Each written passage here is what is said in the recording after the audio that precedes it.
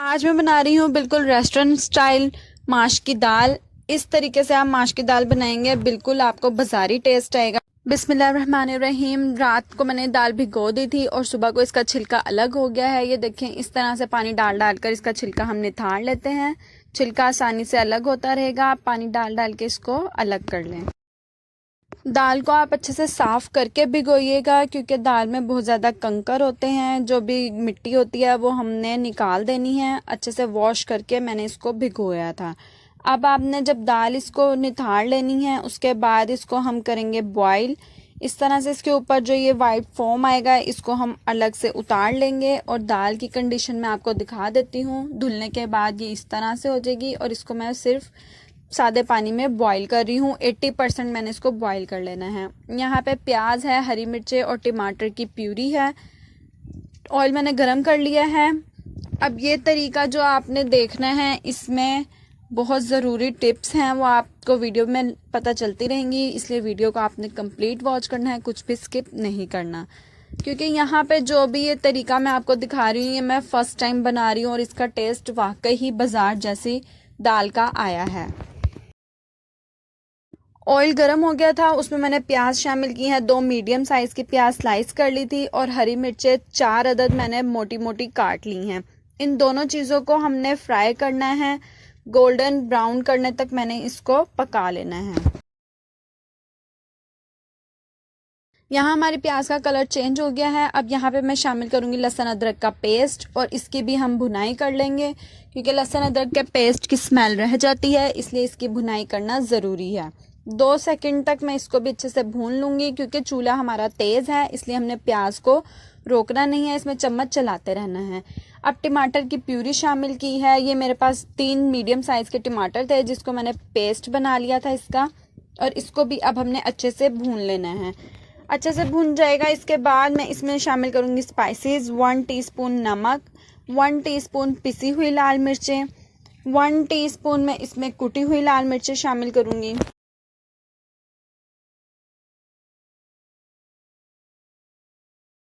अब जाएगा 1 टीस्पून पिसा हुआ साबुत धनिया। 1 टीस्पून भरकर इसमें मैं हल्दी शामिल करूंगी और थोड़ा सा हम साबुत गरम मसाला डालेंगे। यहाँ पे आपने ये ध्यान रखना है कि मैंने इसमें पिसा हुआ गरम मसाला अभी नहीं शामिल किया। साबुत गरम मसाले में 1 बड़ी इलायची, दालचीनी का टुकड़ा और लौंग, काली मिर्चें और थोड़ा सा ज़ीरा, इन तमाम चीज़ों को हम डाल देंगे। अब हमने इसकी करनी है भुनाई। पहले हम मसाले को अच्छे से भून लेते हैं, मिक्स कर लेते हैं। फिर इसमें मैं शामिल करूँगी थोड़ा सा पानी।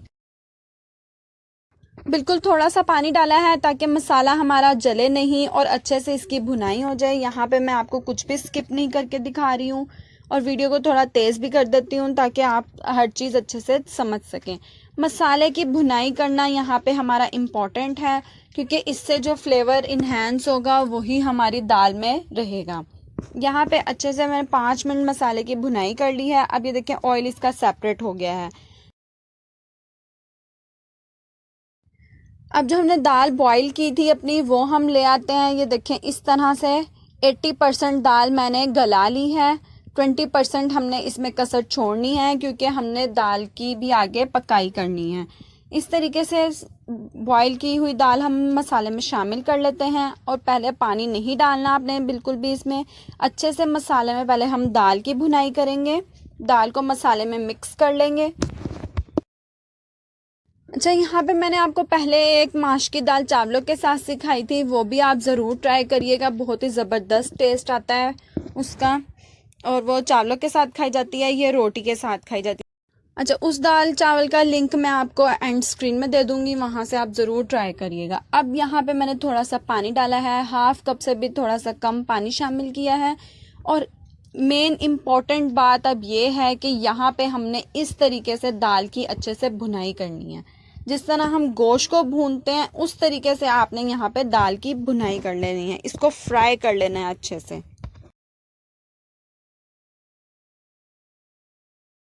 2 मिनट इसकी पहले मैंने भुनाई की है। फिर मैंने यहाँ शामिल की है दही, आपको नज़र आ रही है, 1/2 कप मैंने दही शामिल की है। इसको अब हमने दोबारा फ्राइंग इसकी स्टार्ट कर देनी है और अच्छे से मैं इसको फिर से 5 मिनट फ्राई करूँगी। इसी तरह इसको भूनती रहूँगी।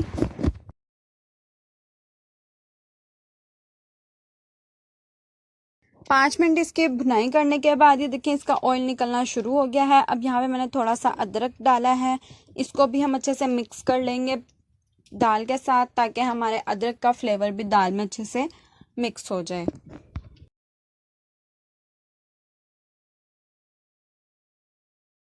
दाल की भुनाई मैंने तकरीबन 10 मिनट की है। उसके बाद मैं यहाँ पे हाफ कप पानी शामिल कर रही हूँ और इसको मैं मीडियम आंच पर रख दूँगी ताकि पानी का कच्चापन ख़त्म हो जाए और ऑयल हमारा दाल के ऊपर आ जाए।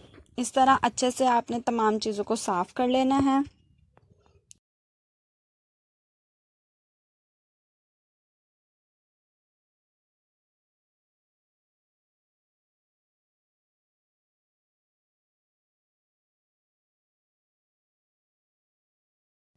अब यहाँ पर ऑयल बाहर निकल आया है और दाल हमारी बिल्कुल गल चुकी है। अब बारी आ जाती है इसके तड़के की। यहाँ पे मैं यूज़ कर रही हूँ कुकिंग ऑयल, आप देसी घी का तड़का भी लगा सकते हैं और तड़के में आप अपनी पसंद से किसी भी चीज़ का, ज़ीरे का भी तड़का लगा सकते हैं, लेकिन क्योंकि बाज़ार में इस तरीके से लगाया जाता है इसलिए मैं आपको यही बता रही हूँ। यहाँ पे 4 अदद मैंने साबुत मिर्चें ली हैं और ढेर सारा मैंने अदरक लिया है। उसके बाद इसको हम फ्राई करेंगे अच्छे से, क्योंकि अदरक ज़्यादा जल्दी कलर चेंज कर लेता है और मिर्चें देर से करेंगी, लेकिन मिर्चों को हमने बिल्कुल जलाना नहीं है, रेड रेड इनको रहने देना है। अच्छे से जब हमारा अदरक गोल्डन होना स्टार्ट हो जाएगा उसके बाद उस स्टेज पे हमारा तड़का बिल्कुल रेडी हो जाएगा। अगर आपको मेरी वीडियो अच्छी लगी हो तो लाइक शेयर कमेंट ज़रूर करिएगा और मेरे चैनल को सब्सक्राइब करना ना भूलिएगा।